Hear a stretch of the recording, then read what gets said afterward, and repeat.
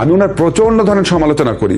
এখন ধরেন ওই দলটা ক্ষুব্ধ হয়ে আমাকে দলটা বহিষ্কার করে দিল, তাও আমার সংসদ সদস্য পদ যাবে না। আমি নিজে রিজাইন করলে সংসদ সদস্য পদ যাবে। আমরা অনাকাঙ্ক্ষিত ভাবে একটা কনফ্রন্টেশনের দিকে যাচ্ছি। আপনি নাগরিকের ভোটাধিকার কেড়ে নেবেন কেন? এটা তো আসলে সংবিধান লঙ্ঘন। একটা সংসদ হবে প্রধানমন্ত্রী এবং সরকারের জন্য আতঙ্কের জায়গা। যে তাকে প্রশ্ন করা হবে, তাকে গ্রিল করা হবে, তাদেরকে আপনার সারাক্ষণ জবাবদিহিতার আওতায় আনা হবে। জবাবদিহিতার প্রতিষ্ঠানের পরিবর্তে আর এখন একটা রাষ্ট্র পর্যায়ে নাই। এখনকার যে সংকটটা সেটা একটুখানি ভিন্ন, কারণ আমরা কিন্তু এত বছর যাবৎ সাজানো নির্বাচন করে অনেক বছর যাবৎ ক্ষমতা আছে এরকম কোন রেজিমকে আমরা আগে দেখি নাই। আমরা এরশাদকে দেখেছিলাম, এরশাদ সাধারণ নির্বাচন করার পর বেশি দিন টিকতে পারে নাই। আমি 1988 এর ইলেকশনের কথা বলছি। আবার খালেদা জিয়া সরকারকে দেখেছিলাম 1996 এর সাধারণ নির্বাচন করার পর ফেব্রুয়ারির, তারা কিন্তু টিকতে পারে নাই। তো এই কনফ্রন্টেশনের কারণ হচ্ছে যারা ক্ষমতায় থাকে তারা ক্ষমতায় ছাড়তে চায় না। তারা বিভিন্ন ধরনের কারচুপি করে, বিভিন্ন ধরনের অন্যায় কাজ করে ক্ষমতায় থাকতে চায়। এবং স্বভাবতই যখন বিরোধী দল যখন থাকে তারা তো এটা একসেপ্ট করতে দিতে রাজি না। কারণ রাজনৈতিক দলের প্রধান লক্ষ্য কি? রাজনৈতিক দলের প্রধান লক্ষ্য হচ্ছে ক্ষমতায় যাওয়া। এবং ক্ষমতায় যাওয়ার মতো শক্তিমত্তা বা সমর্থন যেসব দলের আছে বলে তারা মনে করে, তারা এটা প্রচন্ড বিরোধিতা করে। আবার এথিক্যাল কারণে অনেকে বিরোধিতা করে যে আপনি নাগরিকের ভোটাধিকার কেড়ে নেবেন কেন? আবার ধরেন যাদের আইনের শাসনের প্রতি, সংবিধানের প্রতি, গণতন্ত্রের প্রতি শ্রদ্ধাবোধ রয়েছে, সেরকম সেই দৃষ্টিকোণ থেকে অনেক রাজনীতিবিদ, বিশেষ করে নাগরিক সমাজের লোকজন ক্ষুব্ধ হয়ে ওঠে যে এটা তো আসলে সংবিধান লঙ্ঘন, খারাপ ধরনের অপরাধ। এবং এটা ইন এ সেন্স এটা হচ্ছে দেশের মানুষকে চিট করা। এটা হচ্ছে একটা রাষ্ট্রকে লুট করার জন্য, একটা রাষ্ট্রকে প্লান্ডার করার জন্য জোর জবরদস্তি ভাবে নির্বাচনের মাধ্যমে ক্ষমতায় থেকে যাওয়া এত বড় অন্যায়। এবং এই যে অবৈধ ভাবে থেকে যাওয়া বা ভুয়া নির্বাচন করা, এটা কিন্তু অনেক বড় বড় অন্যায়ের জন্মদাতা এই ঘটনাটা। ফলে এইটার মাধ্যমে যারা ক্ষমতায় আসে, আমি সবসময় এটা বলি, যারা ভুয়া নির্বাচনের মাধ্যমে ক্ষমতায় আসে, ক্ষমতাটা আসে কি হবে? কারোর উপর তো ভর করে। কার উপর ভর করে? পুলিশের উপর ভর করে, জনপ্রশাসনের উপর ভর করে, প্রধানত কিছু কিছু ক্ষেত্রে বিচার বিভাগের উপর ভর করে। যেহেতু পুলিশ এবং জনপ্রশাসন ভিত্তিক, শক্তি ভিত্তিক সরকার, তো তার জবাবদিহিতা, তার ভালোবাসা, তার কাউকে তোয়াজ করার ক্ষেত্রে সে পুলিশ আর জনপ্রশাসনের মন জুগিয়ে চলে। সরকার তখন জনগণকে খুশি রাখার চেষ্টা না করে শুধুমাত্র পুলিশ, জনপ্রশাসন, তাদের পক্ষের ব্যবসায়ী, তাদের পক্ষে সাংবাদিক, এদেরকে খুশি রাখার চেষ্টা করে, একটা ক্ষুদ্র জনগোষ্ঠীকে। এই ক্ষুদ্র জনগোষ্ঠী যেহেতু সরকারের অবাধ আনুকূল্য পায়, তাদের এবং তাদের সাথে সম্পর্কিত মহলগুলা তখন রাষ্ট্রকে লুটপাট করা শুরু করে। ও জনগণের প্রতি অ্যাকাউন্টেবিলিটি ফিল করে না যে আমি তো তোমার ভোটে আসি না। এটা একটা সম্পূর্ণ ভুল ধারণা। সংবিধানে 70 অনুচ্ছেদে আছে আপনি সরকারের বিরুদ্ধে ভোট দিলে আপনার সংসদ সদস্য পদ চলে যাবে। সরকারের বিরুদ্ধে যদি আপনি সকাল থেকে রাত পর্যন্ত সারাদিনও সমালোচনা করেন, সবচেয়ে কঠোরতম ভাষায় সমালোচনা করেন, তাও আপনার সংসদ সদস্য পদ যাবে না। এটা ভুল ধারণা। ওইখানে বলা আছে 1 নম্বর হচ্ছে আপনি যদি দলের বিপক্ষে ভোট দেন, 2 নম্বর হচ্ছে আপনি নিজে যদি দল থেকে পদত্যাগ করেন। এখন ধরেন আমি যদি এমপি হই, এমপি হওয়ার পর আমি যে দল থেকে এমপি হয়েছি সেই দলে ধরেন প্রধানমন্ত্রী আছে, আমি ওনার প্রচন্ড ধরনের সমালোচনা করি। এখন ধরেন ওই দলটা ক্ষুব্ধ হয়ে আমাকে দলটা বহিষ্কার করে দিল, তাও আমার সংসদ সদস্য পদ যাবে না। আমি নিজে রিজাইন করলে সংসদ সদস্য পদ যাবে। এটা একটা ভুল ধারণা। এবং 70 অনুচ্ছেদ আপনাকে অধিকার নিয়ন্ত্রণ করেছে, আপনার কথা বলার অধিকার নিয়ন্ত্রণ করে নাই। এখন সে কথা বলার অধিকার প্রয়োগ করতে যাবে কেন? সে তো যাবে তার তোষামোদি করার সুযোগ প্রয়োগ করতে। এবং যত বেশি আপনি প্রধানমন্ত্রীকে তোষামোদি করবেন, তত আপনি সচিবালয়, ব্যবসায়ী প্রতিষ্ঠান, ব্যাংক, বিভিন্ন সরকারি প্রতিষ্ঠানে মনে হবে যে আরে উনি তো খুব বেশি সরকারের লোক, উনার হম্বিতম্বি অন্যায় চাওয়া এটা পূরণ করার একটা বাধ্যবাধকতা আমার মধ্যে আছে। সমস্ত রাষ্ট্রযন্ত্র, সমস্ত রাষ্ট্রের প্রতিষ্ঠানের মূল লক্ষ্য হয়ে গিয়েছে সরকার পক্ষের লোককে তোষামোদি করা, তাদের স্বার্থ পূরণ করা, তাদের অন্যায় যে কোনো আবদার পূরণ করা। এটা আর এখন একটা রাষ্ট্র পর্যায়ে নাই। এটা একটা রাষ্ট্র নামক বিশাল লুটের এবং অত্যাচারের প্রতিষ্ঠানে পরিণত হয়েছে এই সমস্ত ভুয়া নির্বাচনের মাধ্যমে। ভুয়া নির্বাচন একটা হলে পরে 2-3টা ভালো নির্বাচন হলে ভুয়া নির্বাচনের ইম্প্যাক্টটাকে আপনার ইজ করা যায়, প্রশমিত করা যায়। এখন ভুয়া নির্বাচন আপনার কমপক্ষে 2টা ভুয়া নির্বাচন পরপর হয়েছে, কমপক্ষে আপনার 10 বছর যাবত একটা মানে অত্যন্ত বিতর্কিত, মানে এটা আসলে বৈধ, কারণ যেটা জনগণের ভোটে নির্বাচিত কিনা আগের রাতে ভোট হয়ে যায়, সেটাকে তো কোনোভাবে বৈধ নির্বাচন হতে পারে না। ফলে এদের মানে এটা একটা রাষ্ট্রের নামে একটা গোষ্ঠীর লুটপাটের জায়গায় পরিণত হয়েছে এবং সেই গোষ্ঠীটা নিজেরা নিজেদের ইলেক্ট করছে বিভিন্ন পদ্ধতির মাধ্যমে। গণতন্ত্রে অনির্বাচিত সরকারের একসঙ্গে থাকার অধিকার নাই, ঠিক আছে, তাহলে আপনি একটা খেয়াল করে দেখেন, আমাদের দেশে 2টা বড় বড় পোস্টে নির্বাচিত যারা হয় তারা পরোক্ষভাবে নির্বাচিত হয়।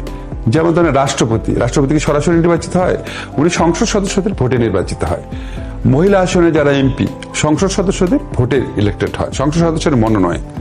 তো তত্ত্বাবধায়ক সরকার ব্যবস্থা তো ওইরকমই ছিল, সব সংসদ সদস্যরা মিলে বসে তারা ডিসাইড করেছে এই লোকগুলা ক্ষমতায় থাকবে, সেটাও তো ইনডিরেক্টলি ইলেক্টেডই হলো, কারণ এটা তো তত্ত্বাবধায়ক সরকার ব্যবস্থা প্রতিষ্ঠিত হয়েছিল সংসদ সদস্য জনপ্রতিনিধিদের চাওয়ার ভিত্তিতে, এবং এটা তো একটা সামাজিক চুক্তি হয়েছিল রাষ্ট্রের মধ্যে। খেয়াল করে দেখেন 2011 সালে যখন আওয়ামী লীগের নেতৃত্বে সংবিধান সংশোধন বিষয়ক কমিটি হয়, বাংলাদেশের রাজনীতিতে সবচেয়ে বড় স্টেক হোল্ডার কে? আওয়ামী লীগ আর বিএনপি। এই 2টা দল মিলে দেশের অন্তত 90% মানুষের সমর্থনকে রিপ্রেজেন্ট করে, ঠিক কিনা বলেন? আচ্ছা এটা কমায় বলি, 80% অন্তত, vast majority. Awami League BNP 2টা দলই তো তত্ত্বাবধায়ক সরকারের কথা বলেছে এখানে। তাহলে এটা তো জনগণের বৃহত্তম অংশের স্বার্থের প্রতিনিধিত্ব যারা করে তারাই তো বলেছে তত্ত্বাবধায়ক সরকার। তারপর আবার যে সংবিধান সংশোধনের মাধ্যমে হয়েছে সেটাও হয়েছে জনগণের প্রতিনিধির মাধ্যমে। এরপরে যে সরকারগুলো ছিল, আপনার মনে আছে আওয়ামী লীগ সরকার বলেছে আমরা চিরকালের জন্য তত্ত্বাবধায়ক সরকার চাই। এখন আপনার যদি মনে এতই কনফিউশন আসে তত্ত্বাবধায়ক সরকার নিয়ে, আমি তো চ্যালেঞ্জ করলাম, 11 জনের মধ্যে 9 জন সুস্পষ্টভাবে তত্ত্বাবধায়ক সরকার রাখতে বলেছে। এমনকি আপিলের ডিভিশনেও তত্ত্বাবধায়ক সরকার রাখতে বলেছিল মাত্র 1 জন কম বিচারক। আপনি যদি টোটাল নাম্বার অফ বিচারপতি হাইকোর্ট হিসাব করেন তাহলে দেখবেন ভাস্ট মেজরিটি তত্ত্বাবধায়ক সরকার রাখতে বলেছে।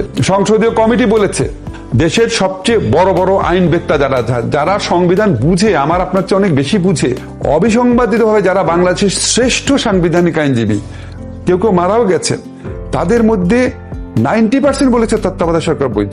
75-এর ক্ষেত্রে তো বিএনপিকে দোষী করার কোনো স্কোপই নাই, কারণ বিএনপি তখন জন্মই হয় নাই। 75-এ যে সামরিক অভ্যুত্থান ঘটে, তারপরে বঙ্গবন্ধুর পরিবারে যে মানে জঘন্য যে হত্যাকাণ্ড ঘটে, যে পাশবিক হত্যাকাণ্ড ঘটে, এরপর যারা ক্ষমতায় আসছিল যে মন্ত্রিসভা, তাদের প্রত্যেকটা সদস্য ছিল আওয়ামী লীগার এবং ওই সরকারের প্রধান ছিল আওয়ামী লীগার।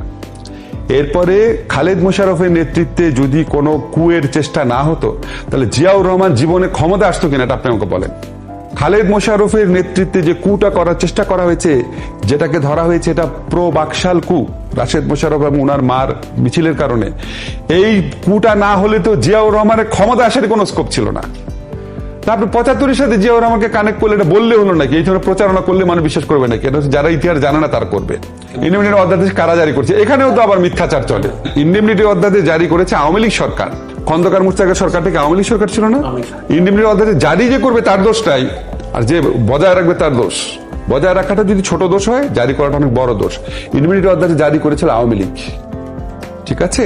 এটা এই সমস্ত ইতিহাসকে মানে অস্বীকার করার কোনো উপায় নাই। আচ্ছা, এখন 21শে আগস্টের ঘটনার পর কি আওয়ামী লীগ দুর্বল হয়েছে? 21শে আগস্টের ঘটনা তো আওয়ামী লীগ যে পুনরায় জনপ্রিয় হয়েছে, পুনরায় ক্ষমতায় ফিরে আসতে পেরেছে, তার অন্যতম কারণ 21শে আগস্টের ঘটনা।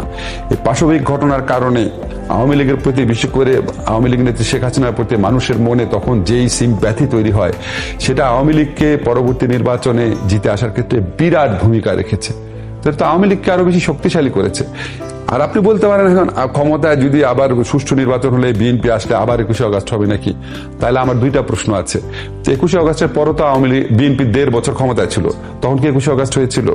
21শে আগস্টের আগেও তো আওয়ামী লীগ যখন বিরোধী দলে ছিল, প্রেসিডেন্ট সাত্তারের সরকার এবং খালেদা জিয়া সরকার মিলে প্রায় 9 বছর বিএনপি ক্ষমতা ছিল। তো 9 বছর 21শে আগস্ট হয়েছিল? 21শে আগস্টের পরের 1 বছর 21শে আগস্ট হয়েছিল? আরো 1 বছর তারা ছিল, 21শে আগস্ট হয়েছিল। আর একটা কথা হচ্ছে কি, 21শে আগস্টে হতাহত আপনি শাস্তি দিয়েছেন। আর পৃথিবীতে এমন কোন ঘটনা আছে, পৃথিবীতে বিভিন্ন রাষ্ট্রনায়কের এমনকি অ্যাসাসিনেশনের ঘটনা ঘটে। আমেরিকায় অনেক রাষ্ট্রনায়ক অ্যাসাসিনেটেড হয়েছে। তো তাদের দল কি তখন যে আবার যদি আমরা বিরোধী দলে যাই কেউ আমাদেরকে অ্যাসাসিনেট করতে পারে, এই জন্য কি তারা ভুয়া নির্বাচন করে ক্ষমতা থাকার চেষ্টা করেছে? এটা কোনো জাস্টিফিকেশন হলো? 21শে অগাস্ট যারা করছে আপনি নিরপেক্ষভাবে তাদের বিচার করে চরম শাস্তি দিবেন আইনের কাঠামোর মধ্যে।